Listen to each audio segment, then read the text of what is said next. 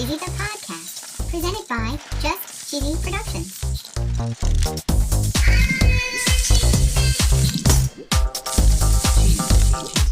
Hi there, I'm your host, Fondue.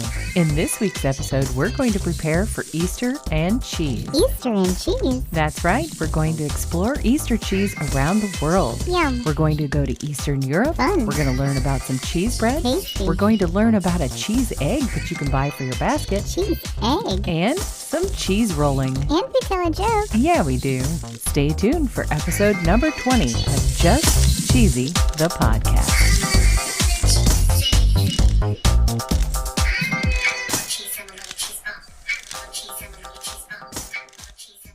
So, Cheesy, have you ever heard of Easter cheese? That's gonna be a no. Well, there are several types of Easter cheese. The first one we're going to talk about is Slovak cheese. Oh, can't wait to hear you butcher this one. Yes, for all of you at home, please don't mind my pronunciations. I'm going to give it my best shot. Yeah, and I'm gonna laugh. According to a coldcrackerinthekitchen.com, Harutka, or egg cheese. Egg cheese? Yep, egg cheese. Okay. The cheese is made by mixing eggs and milk, adding salt or sugar, and then stirring it until curds form. Curds. Once the ingredients are cooked, they're put into a strainer with some cheesecloth. The cheesecloth is gathered and the remaining liquid is squeezed out. Okay. Cheese is formed into a ball and then it's hung over a sink or a bowl so it can drain overnight. Easy enough. Harutka is often included in a basket of food taken to church to be blessed on Holy Saturday. Interesting. And apparently this tradition dates back to the 12th century. Wow. I tried making this at home a few years ago. Oh, boy.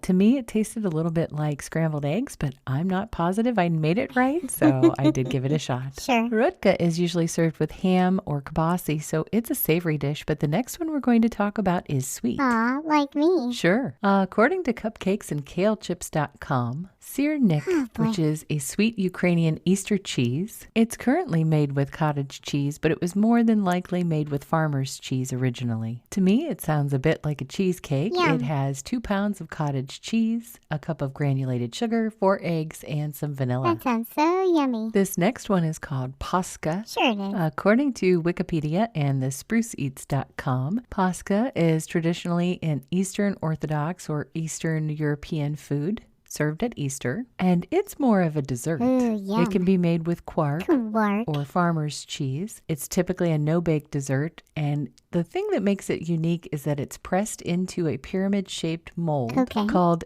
wait for it, No. pastachinica. It's said that the pyramid shape is supposed to symbolize the first Passover in Egypt. Wow. Typically, it has cheese and eggs. It can add almonds, raisins, vanilla, or spices, or candied fruits. It can be cooked or raw. It says here that in contemporary times, cheese pasca is not always formed in a mold. Really? It is sometimes served in a mound on a plate. Mound on a plate. Cheese Pasca, not a sponsor, but if they were, their ad would go right here. We now move over to Italy, where they have Easter cheese bread. Ooh. According to recipes from Italy.com, this bread comes from Umbria. The bread dates back all the way to 1848. Wow. There was a recipe at the monastery of Santa Maria Maddalena in Serra de Conti. Mouthful. You can say that again. You can. And the word crescita in Italian means to swell or grow. Interesting. It's usually served with cold cuts and hard-boiled eggs. So good. According to herheartskitchen.com, their family recipe included 15 eggs and 3 pounds of flour. That's so much. And obviously, one of the other main ingredients is cheese. Of course. Some people use Pecorino Romano, some use Parmigiano Reggiano, and some people use Swiss cheese. Yum. Do you know what else they do in Umbria for Easter? Nope. Cheese rolling. Cheese what? Cheese rolling, not to be confused with the Gloucester, England cheese rolling. Okay. But this one is in Umbria. Sure. According to the website cuinitaly.com, the sport of cheese rolling is like a marriage between bowling and golf. Really? According to the author, it may only be practiced in the Umbrian hill town of Panicale. It takes place every year on the Monday after Easter, called Paschetta, or Little Easter, and is called by the locals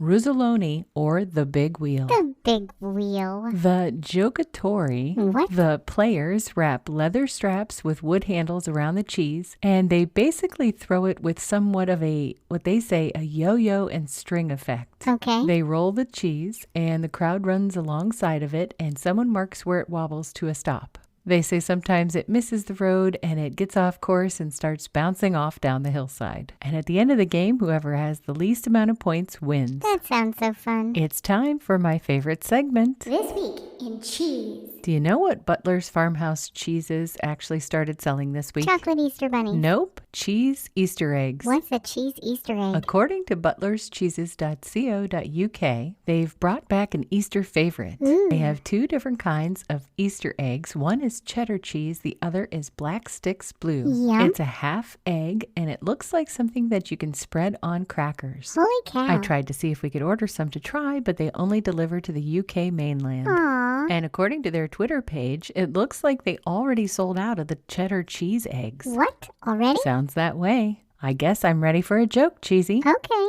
When should you keep an eye on your cheese? I don't know when. When it's up to no Gouda. Get it? No Gouda. Ooh, that one was so silly. Silly, but a little bit cheesy. Hey, Cheese Balls, can you help us out? Yeah. Can you please follow us or subscribe Or like. or rate Or review. or listen to some of our older episodes? Please. We truly appreciate the support. Stay cheesy, everybody.